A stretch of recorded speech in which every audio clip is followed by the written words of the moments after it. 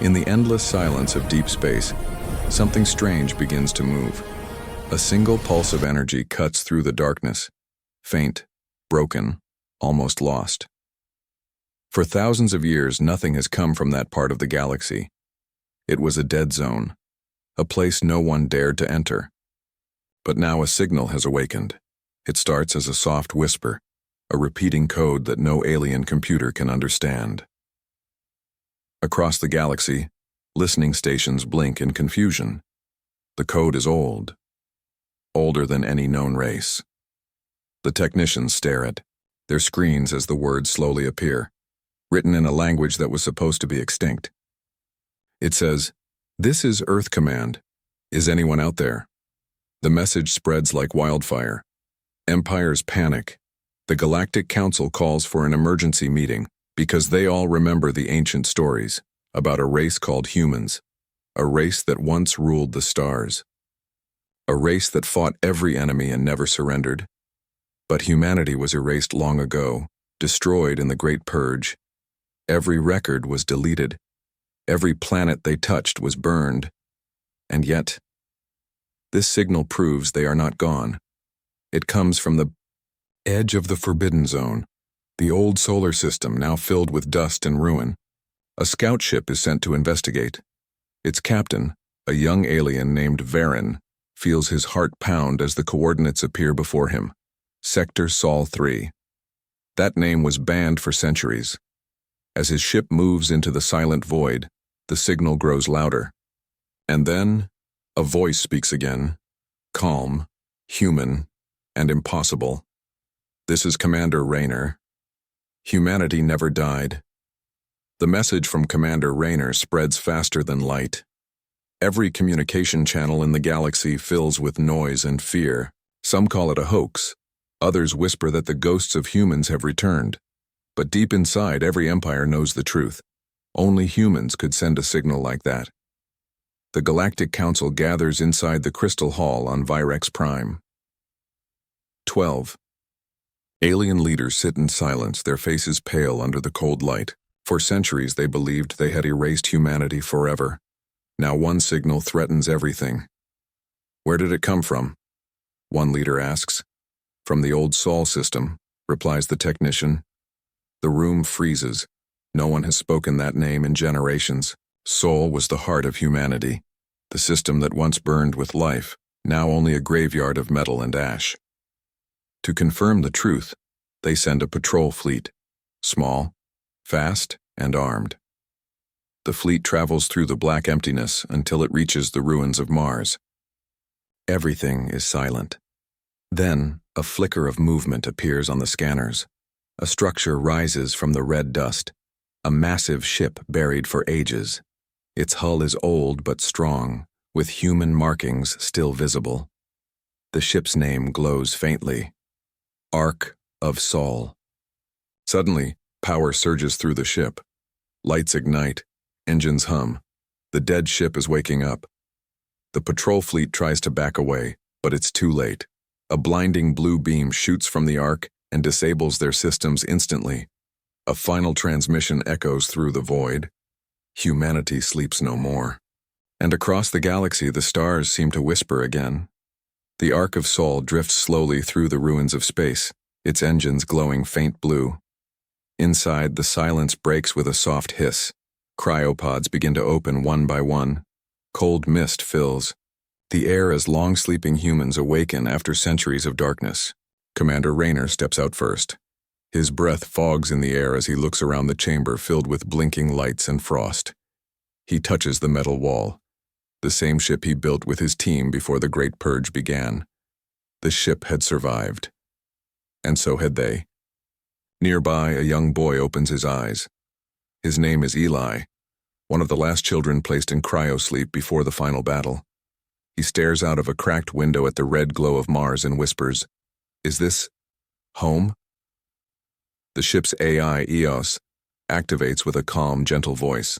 "Home was destroyed, Eli, but we can rebuild it." Raynor moves to the control deck. Holographic screens come alive, showing the vast emptiness of the solar system. Earth reduced to dust, the moon shattered, the colonies gone. Yet deep in the system's outer edge, something still shines faintly, a beacon signal repeating the word hope in Morse code. Raynor tightens his fist. If that signal still runs, then someone, or something, wants us back. The crew begins repairs, waking more survivors, scanning for life. EOS reports. Warning. Unknown ships approaching from Martian orbit. Raynor looks at the view screen. 3 alien ships move closer, scanning the Ark. Their weapons glow. He smiles softly. They still remember us. Good. And the Ark powers up for the first time in centuries. The dark space around Mars lights up with red and blue energy. The 3 alien ships circle the Ark of Sol, scanning its surface with high-frequency beams.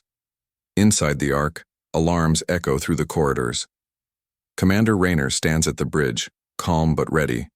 EOS, defensive systems online. The AI's voice replies softly, online, but unstable.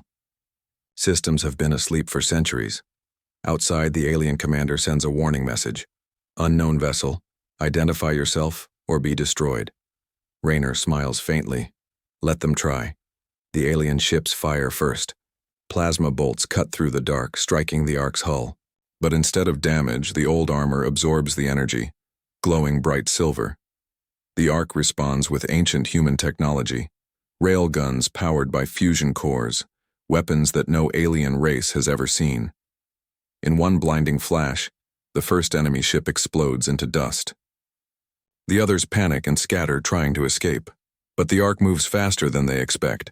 Engines roar to life. Thrusters burn blue fire. A deep, powerful voice fills every frequency, EOS broadcasting across space. You tried to erase us, but humanity remembers. The second ship vanishes in a storm of light.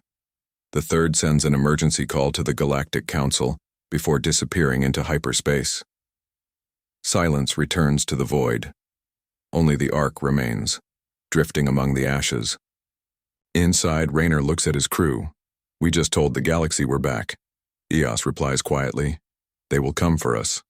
Raynor nods. Then we'll show them why they feared us. Outside, the stars flicker, as if the universe itself has awakened. News of the Ark of Sol's awakening spreads through the galaxy like wildfire. From distant colonies to great alien capitals, everyone hears the same message. Humanity lives. Some refuse to believe it.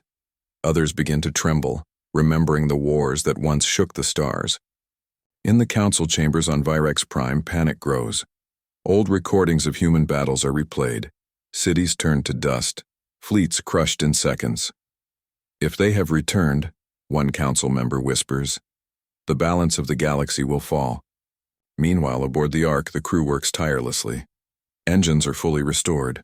Reactors hum with new energy, and the long-dead systems awaken like ancient gods. Commander Raynor stands before the main screen, watching the void glitter with distant suns.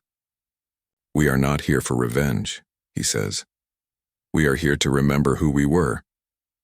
But not all agree. Among the newly awakened humans, anger burns. They remember the betrayal, the false alliance that led to humanity's destruction. A young officer named Kara speaks with fire in her eyes. They erased our worlds, Commander. Why should we show mercy? Raynor looks at her quietly. Because mercy is what made us human. Before he can say more, EOS interrupts. Incoming transmissions from multiple sectors. Alien fleets are gathering. The Council prepares for war. The crew exchange nervous glances. Outside, hundreds of signals appear on the radar. Ships closing in from every direction. Raynor takes a deep breath. Then it begins.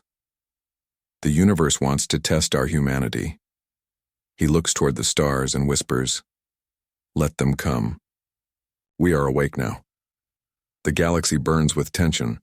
Hundreds of alien ships gather near the old solar borders, forming a wall of light and metal.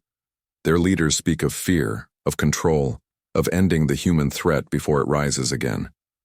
But on the Ark of Sol, Commander Raynor stands calm. He gazes at the vast fleet ahead, an army built to erase his kind once more. Yet this time, humanity is ready. EOS, he says quietly.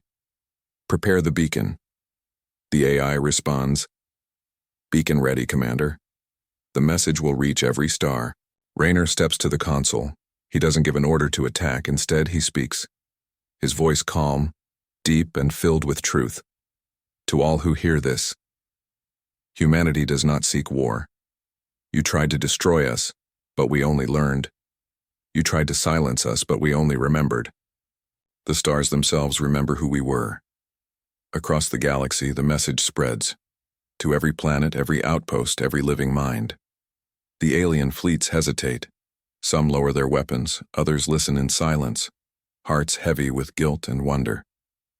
Then the Ark releases its final gift, the Starlight Archive, a massive transmission of human history. Music, art, laughter, and tears. The sounds of Earth echo once again among the stars. For the first time in 1,000 years, the galaxy remembers why humans were different. The alien fleets slowly retreat. The war never begins. Raynor looks at the sunrise from the bridge window, a new star rising over a rebuilt world. They tried to erase us, he whispers, but the stars could never forget. The Ark glows bright, drifting into the dawn, a symbol of hope reborn.